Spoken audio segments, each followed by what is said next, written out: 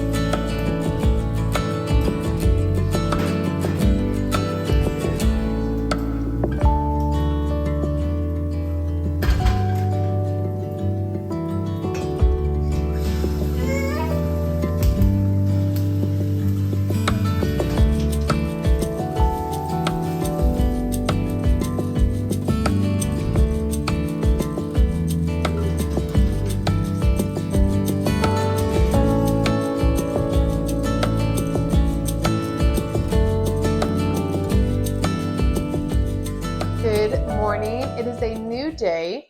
We got the most beautiful rain last night, and we've been so dry. So that is so great for everything here. And so this morning is a little cooler, foggy, which makes for the perfect morning to have some homemade CoCo Wheats. We grew up having CoCo Wheats from, the box, which we always loved. I'm going to be using Einkorn wheatberries this morning, but you can use kind of whatever wheatberries you have. And I'll share my recipe in the description box, but I split about half water, half milk.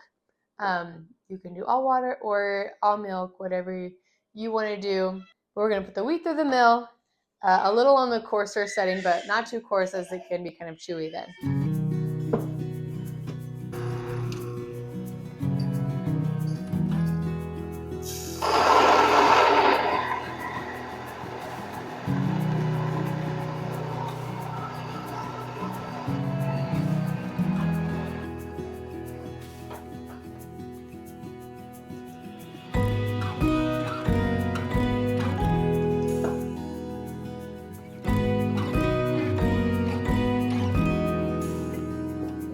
Sweetener.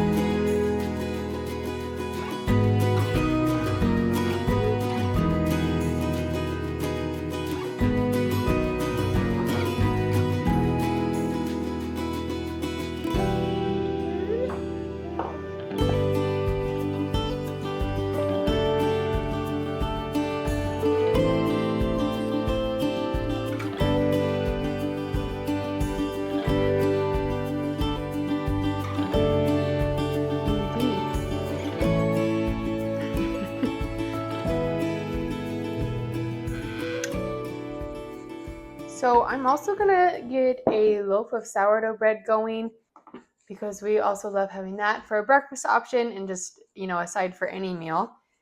So I'll share my typical recipe that I use, or the amounts anyways, in the description. Today I'm gonna do half fresh milled hard red wheat and half regular all-purpose. But I start off with 350 grams of water. I might do a little bit more since there's more fresh milled in there too. 375 maybe.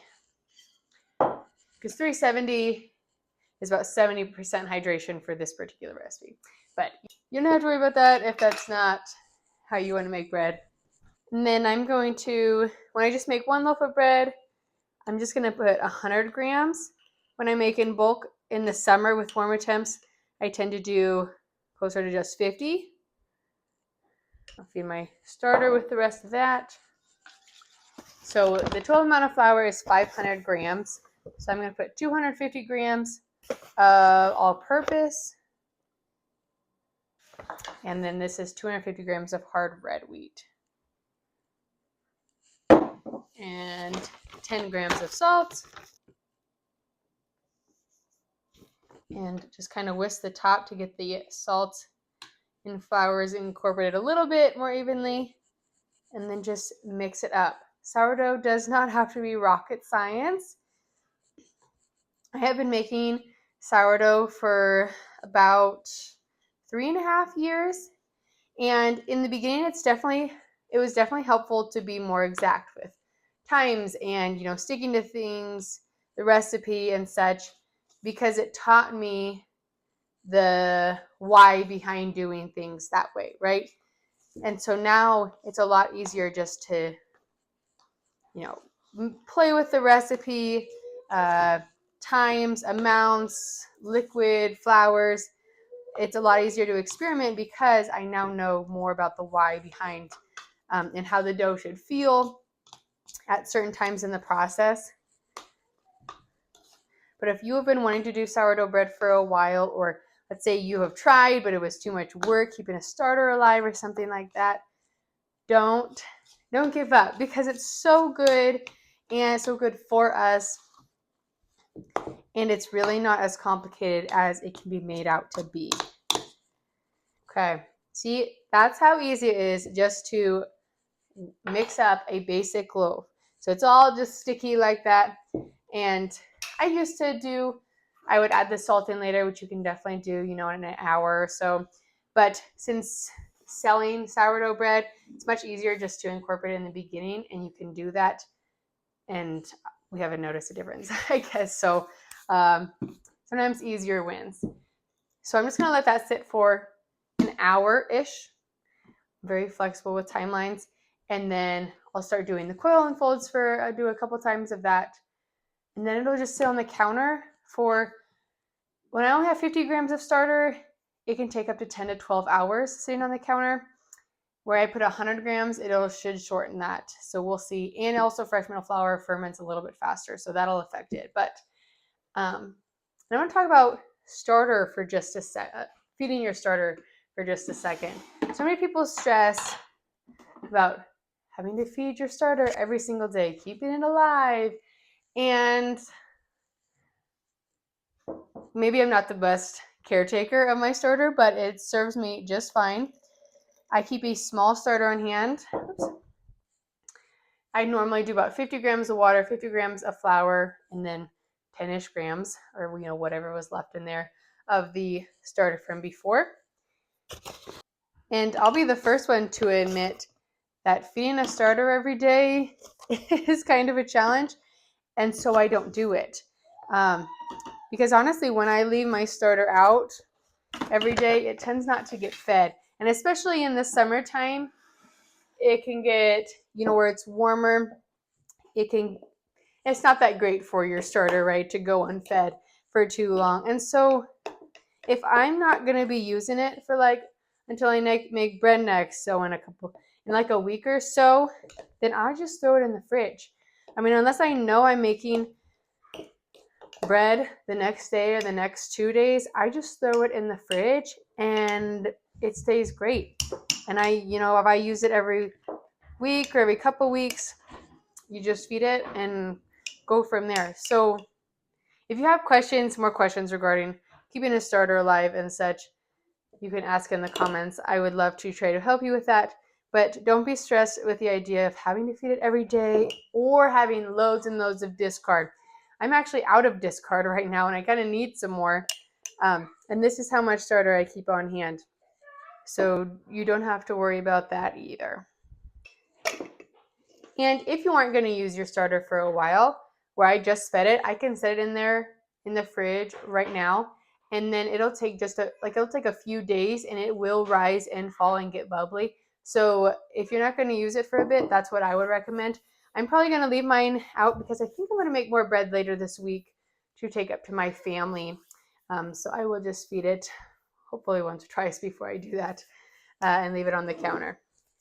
So we would just leave that and let it do its thing.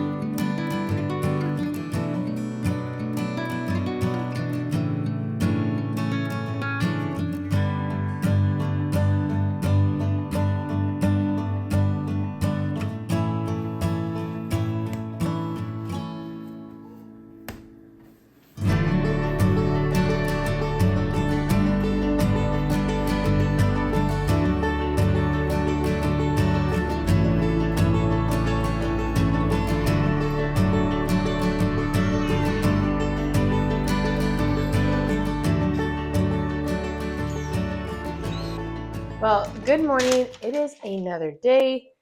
I started the oven right before I went and did chores, and now those are done. So I'm going to score the loaf, and then we'll pop it in there. And before I preheated the oven, I had to take out my yogurt, which was incubating in there with the light on, just the light on.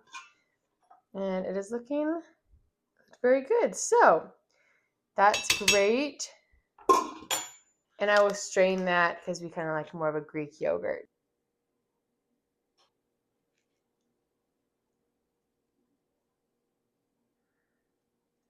Today we're going to be making more of my favorite breakfast, typical breakfast, and that is just sourdough bread with eggs.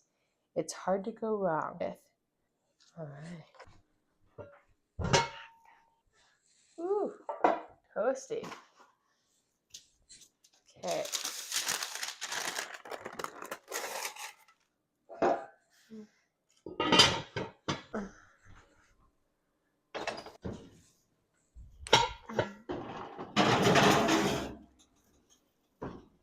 So for the yogurt, if you've never made it before, homemade, it's very simple. I just heated it up to 180, let it cool to about 105, 110, added about a tablespoon of yogurt for every quart-ish. So I added and I did a gallon this time. And then let it sit in a warm spot, which for me is the oven with the light on. So as long as you can make sure you're not baking anything. There we go. And we will just strain that. And if it happens to be not as smooth as I like at the end, I just take an immersion blender and it makes it really nice and smooth. We've started using yogurt more like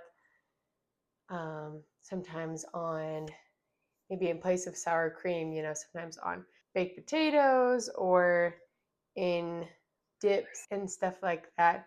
And of course, we also love it sweetened with fruit. So it is much more cost efficient to make it myself. So that is what we're doing right now. And now we will just hang out until the bread is almost done baking. Yep.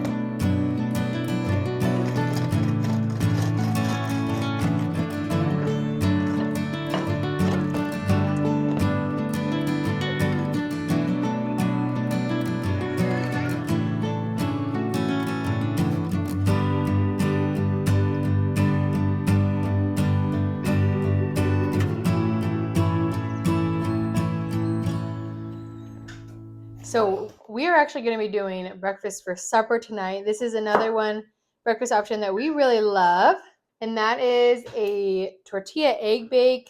It's kind of like a quiche, but with a tortilla on the bottom, and it's quite simple to throw together, which is certainly a plus. So you can kind of honestly add whatever you want. So I'm going to chop up some red peppers to add to it for a little color and vegetables. So I think I'm going to add about 6 eggs to it, kind of a couple eggs per person.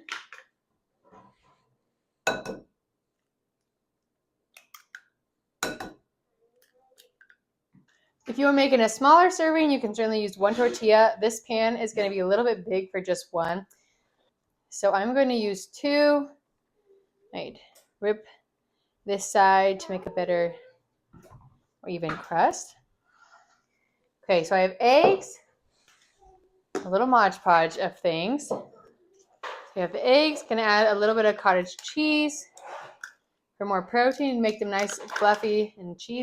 Also throwing in a few egg whites because I had them on hand, but you do not need to add those if you don't want.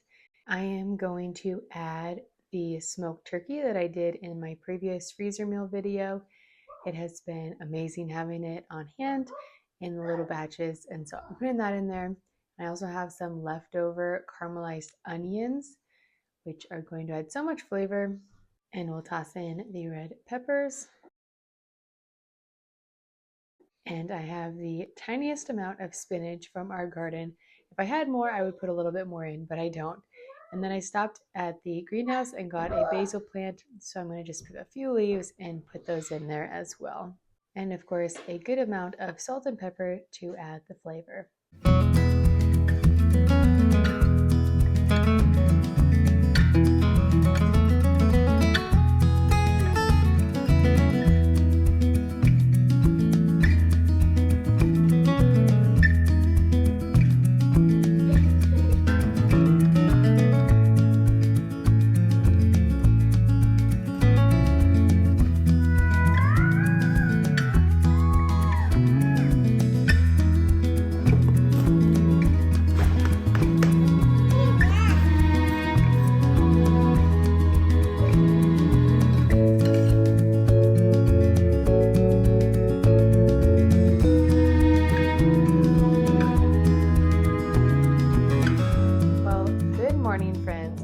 It is a bit chilly in our house this morning since we switched to AC, but it's still getting cold at night.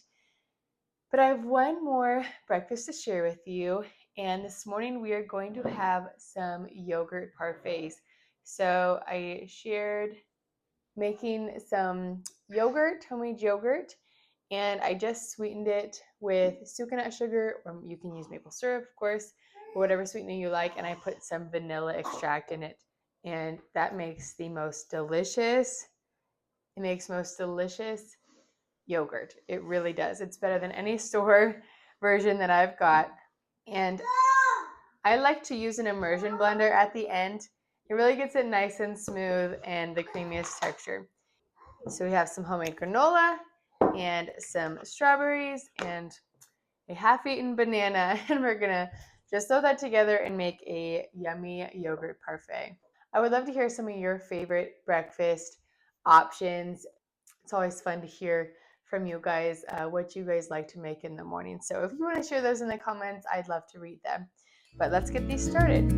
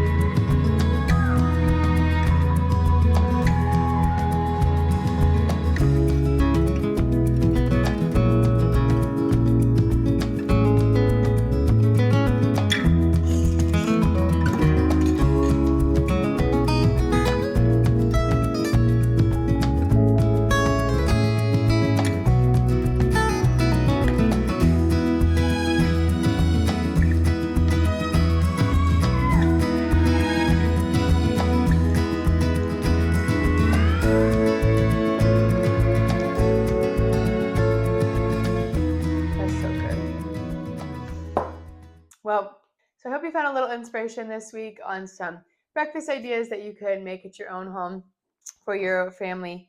And thanks for watching. So until next time, bye friends.